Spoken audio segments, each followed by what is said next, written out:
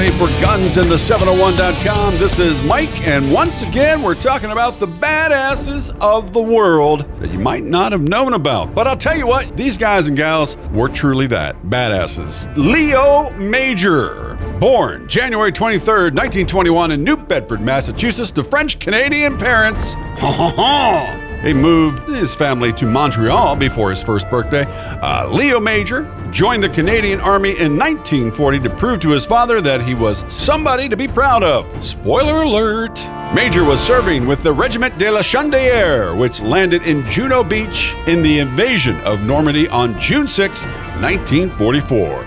During the reconnaissance mission on D-Day, Major captured a German half-track by himself, because he had nothing better to do, I guess, so. The vehicle contained German communication equipment and secret codes. Days later, during his first encounter with an SS Nazi patrol, he killed 4 soldiers. However, one of them managed to ignite a phosphorus grenade. In the resulting explosion, Major lost an eye, but continued to fight. He continued his service as a scout and a sniper by insisting that he only needed one eye to sight his weapon. And according to him, he looked good as a pirate. That's not me, that's him. During the Battle of Scheldt in Zeeland in the southern Netherlands, Major and his friend Corporal Wilfred Arsenal were assigned to determine the fates of a company of recruits that had disappeared after being sent to capture a town.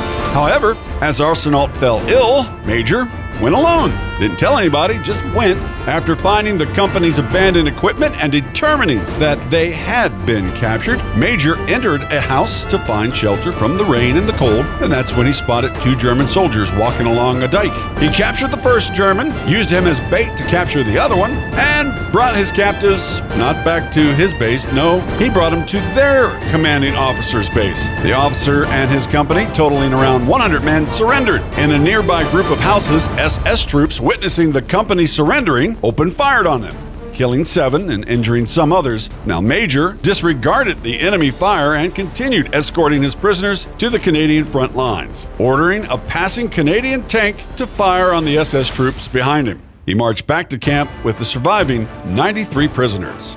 93. You got to think about it. What did you do today? I mean, that's just a day for this guy. Now, in February 1945, Major was helping a military chaplain load corpses from a destroyed Tiger II tank into a universal carrier in Keplen, Germany. After they finished, the chaplain and the driver seated themselves in the front, while Major jumped in the back of the vehicle.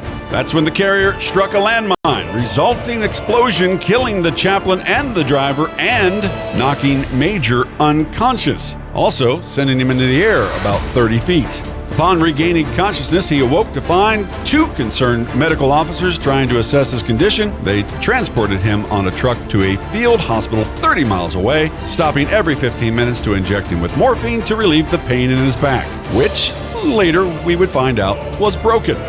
Now his commander says, "You're done. You get to go home." So Major did what anyone else would do. He went AWOL. He escaped from the hospital, ran back to his own platoon, and took up his normal job of killing Nazis. How he wasn't arrested for AWOL, I don't know, but then again, yeah, it was a different time. At the beginning of April 1945, the Regiment de la Chandelière, I said that wrong, but that's all right. Those guys were approaching the city of Zwolle, which had shown to have a strong German resistance. Now, on April 13, the regiment commanding officer asked for 2 volunteers for a reconnaissance mission into Zwolle, their task being to scout the German forces and, if possible, make contact with the Dutch resistance. This before an Allied artillery barrage could commence. Now, Private Major and Corporal Arsenal, they stepped forward and accepted the task. However, Major and Arsenal, wanting to spare the city from destruction, decided to keep to themselves that they were going to liberate the city by themselves. That night, Major and Arsenal entered the farmhouse of Hendrik van Gernen,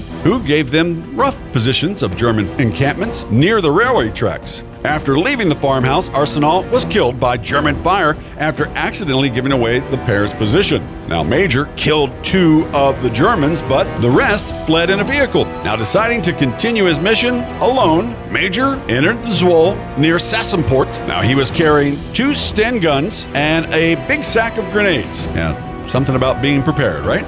Now, he arrived in the center of Seoul about 100 hours and found the streets silent and deserted. Then, he spotted a German machine gun nest, which the crew was sleeping. He promptly attacked and eliminated them. He then found the German scout car and forced one of the Germans, who he had captured, to drive through the streets with the lights on, flying a white flag. And for several hours, Major moved through the streets in this manner, shooting at any target he could find, making an impression that a large Canadian force had arrived. Now, by a stroke of luck, Private Major came across the head of local resistance Fritz Kuiper and 3 of his men. By now, the Germans appeared to have fled the city in panic. The group, therefore, returned to the town hall, and the resistance fighters brought the citizens out into the streets. The local radio station was used to announce that the town had been liberated.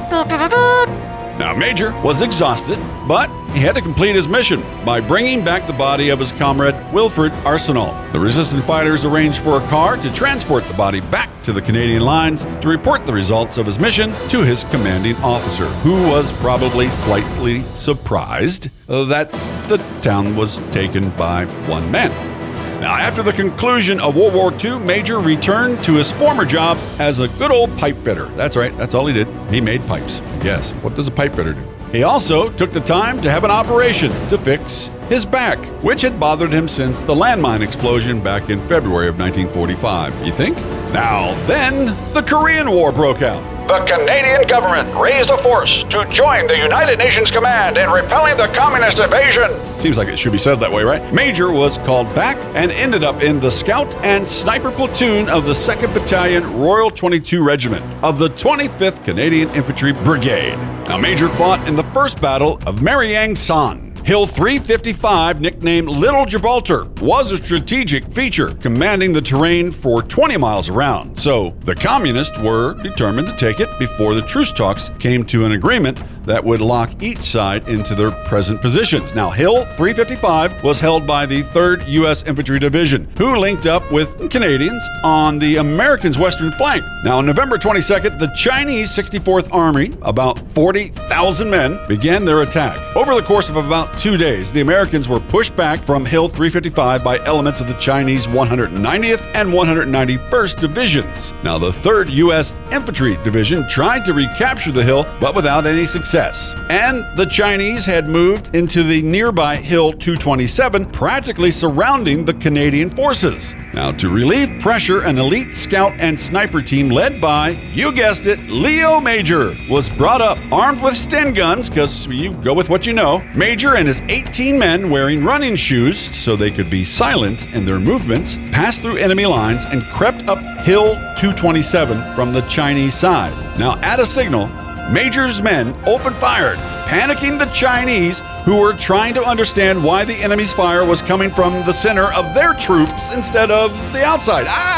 That's kind of confusing, but hey, it worked, right? By 12:45 a.m., Major's team had retaken the hill. However, about an hour later, the 190th and the 191st, totaling around 14,000 men, launched a counterattack. Major was ordered to retreat, but refused because that's the kind of guy he was. He found a scant cover for his men, and they held the enemy off throughout the night. At times, they were so close to Major's position that his own mortar bombs were practically falling on top of him. Major and his platoon held Hill 227 for 3 days until relieved by the U.S. 3rd Infantry Division. Ladies and gentlemen, that guy is a badass. Leo Major died in October 12th of 2008 and was buried at the Last Post Fund National Field of Honor in Pointe Claire, Quebec. He's survived by Pauline Delacroix, his wife of 57 years, 4 children and 5 grandchildren, and to commemorate the 75th anniversary of the victory in Europe, Canadian Post issued a stamp in honor of Leo Major. That stamp, called the One-Eyed Ghost, came out April 29th, 2020. And ladies and gentlemen, I don't need to say it, but I will because it's the name of the show. Leo Sayer is definitely 100% a badass. Remember, support GunsInThe701.com with our shows, including 701 Nation and more. Make sure you check them out at our website and on all your social media platforms. And if you get a chance to go to our website and maybe pick up some cool t-shirts or merch, or even check out, of course, how you can just donate to us through the barcode, We'd love that because, podcasting ain't as cheap as everybody says it is. Gunsinthe701.com. I'm Mike Kelly.